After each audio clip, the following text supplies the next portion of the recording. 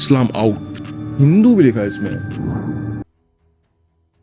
Indians not allowed, इस्लाम और Hinduism out, इस तरह के बैनर और इस तरह की प्रतिक्रिया हाल ही में साउथ कोरिया में डैग्यू सिटी में देखने को मिल रही है। और दोस्तों यहाँ पर इंडियंस ही क्या, आंकड़ों की यदि हम माने तो लगभग 10 में से 7 फॉरेनर्स का ये कहना है कि उनके साथ कभी ना कभी रेसिज्म जरूर हुआ है। अब दोस्तों ये तो वही वाली बात हो गई, जैसे पहले ब्रिटिशर्स इंडियंस को अनटचेबल मानते थे, ऐसे ही अब कोरियंस जो है इंडियंस को अनटचेबल मानने लगे। सबसे पहले अगर मैं साउथ कोरिया की लोकेशन आपको मैप में दिखाऊं जिससे आपको बेहतर आइडिया हो जाएगा, तो देखो ये अपना प्यारा भारत है, ठीक है, ये अपना प्यारा भारत है, और यहाँ से करीब ये चाइना के ऊपर, ठीक है, और ये करीब जापान के नीचे, सी ऑफ जापान के लेफ्ट साइड में ये ऊपर नॉर्थ कोरिया है, और यहाँ पर ये साउथ कोरिया की लोकेशन। और जो हम बात कर रहे हैं इसकी डैग्यू सिटी की कर रहे हैं, और भी एक दो सिटी हैं जहाँ पर ऐसी सिचुएशन है, ठीक है। सी ऑफ जापान के, सॉरी जापान ये है, यहाँ से जापान के लेफ्ट में, सी ऑफ जापान के लेफ्ट में, ठीक है, ये पूरी लोकेशन भारत से करीब साउथ कोरिया की। और एक चीज गाइस, हम आंध्र प्रदेश की बात इसमें करेंगे तो ये अपने इंडिया का आंध्र प्रदेश, ठीक है, ये पूरी आपकी लोकेशन हो गई।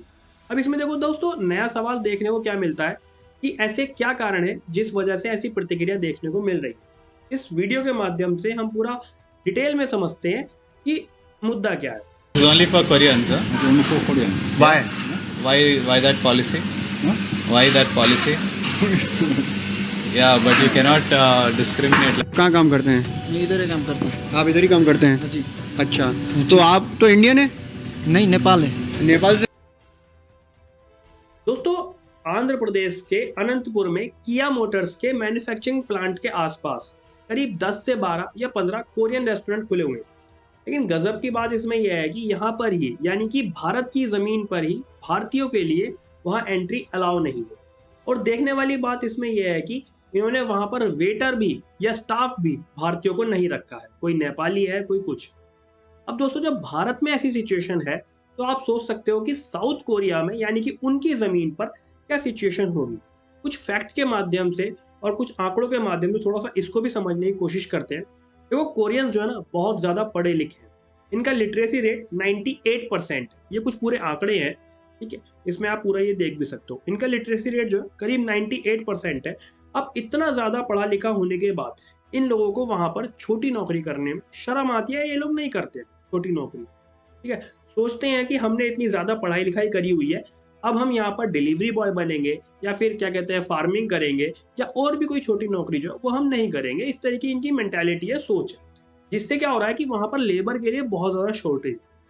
और कोरियंस को क्या कहते हैं, कोरिया की जो सरकार है उनको ब्लू कॉलर वर्कर्स को बाहर से इम्पोर्ट करना पड़ रहा है, ठीक है, ब्लू कॉलर वर्कर्स को बाहर से इंपोर्ट करना पड़ रहा है। और ये लेबर की शॉर्टेज इतनी ज़्यादा है कि साउथ कोरिया ने अभी इंडियन गवर्नमेंट से एक पैक्ट भी साइन करवाया है ब्लू कॉलर वर्कर्स के लिए। अब इसका निगेटिव प्रभाव क्या देखने को मिल गया कि वहाँ के लोगों को लगने लगा कि इंडियंस जो है छोटे तबके के लोग हैं, हमारे यहाँ पर मजदूरी करने आते हैं, और ये सारी उनकी गलत मेंटालिटी वहाँ बन गई। अब इसमें जो मेन समस्या निकल कर सामने आती है वो आती है इंफॉर्मेशन गैप की, क्योंकि कोरियन जो है भारतीयों के बारे में कुछ ज़्यादा जानते नहीं है। इसके अलावा भेदभाव का जो लेवल है वो इस स्तर तक बढ़ जाता है कि साउथ कोरियाई सरकार खुले तौर पर सौंदर्य मानकों का समर्थन करती है। यहाँ तक कि ट्विटर पर नौकरी चाहने वालों को पहले प्लास्टिक सर्जरी करवाने की भी सलाह दी जाती है, जिससे न केवल भारतीयों के प्रति बल्कि आम तौर पर विदेशियों के प्रति भी नस्लवाद और भेदभाव बढ़ता है।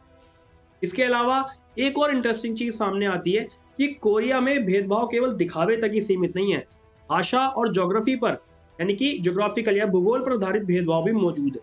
कई नियोक्ताओं द्वारा आवेदकों को अपने बायोडेटा के साथ फोटो देने की आवश्यकता के अलावा उम्मीदवारों का मूल्यांकन अक्सर इस आधार पर किया जाता है कि वे नौकरी के इंटरव्यू के दौरान, यानी कि नौकरी का जब वो इंटरव्यू देने जाते हैं उसके दौरान वो कैसे दिखते हैं। एक स्टडी हुई है, उसमें करीब 900 कोरियाई कंपनियों का अध्ययन किया गया है, और उसमें पता चला है कि 60% को रोजगार उम्मीदवारों को फोटो प्रदान करने की आवश्यकता थी, और शारीरिक उपस्थिति का भर्ती प्रक्रिया पर प्रभाव पड़ता है। अब इन सब चीज़ों का क्या होता है कि इस तरह की प्रतिक्रिया देखो देखने को मिलती है। कोई ये ट्विटर पे ट्वीट किया हुआ है ना, तो उसमें क्या देखो, नोटिस मैंने स्टार्टिंग में भी आपको दिखाया, यहाँ पर भी है कि इसमें क्या कहते हैं, स्टोर्स के बाहर जितने भी वहाँ पे क्लब्स हैं, स्टोर्स हैं, उनके बाहर में जो है ना ऐसे लिखा हुआ है कि इंडियंस नॉट अलाउड, मतलब इनको अपना पहले वो देना होगा। इसके अलावा एक प्रतिक्रिया और देखने को मिलती है, जैसे किसी ने उसमें था वीडियो में कि यदि स्टोर पे जाकर के किसी इंडियन ने कोई सामान टच कर लिया तो एकदम से कोरिया के वहाँ पे जो स्टोर का ऑनर होगा वो आया और वो क्या कहते हैं साफ करने लगा अपने सामान को। ऐसी इस तरह का भेदभाव है, इस तरह का भेदभाव है, वो अपने सामान को साफ करने लगा कि आपके छूने से सामान जो है मेरा या जो भी कपड़ा था, जो भी आपने टच किया वो गंदा हो गया। इस तरह का भेदभाव जो है कोरिया में देखने को मिल रहा है।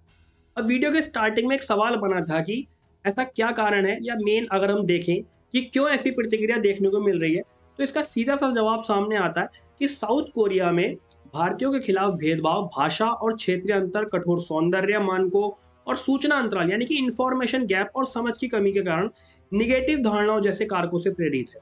अब इसमें अगला सवाल इसमें यह भी बनता है कि साउथ कोरिया में भेदभाव होने पर भारतीय जो है कैसी प्रतिक्रिया दे रहे हैं, और इसका भी सीधा सा उत्तर सामने आता है कि भारतीय जो है दक्षिण कोरिया में भेदभाव के जितने भी उनके एक्सपीरियंस हैं उसके बारे में बोल रहे हैं। क्लबों में एंट्री नहीं मिलने और कोरियाई लोगों से कोई हेल्प नहीं मिलने की घटनाओं को उजागर कर रहे हैं और अपने आत्मसम्मान का सम्मान करने की इंपॉर्टेंस पर जोर दे रहे हैं।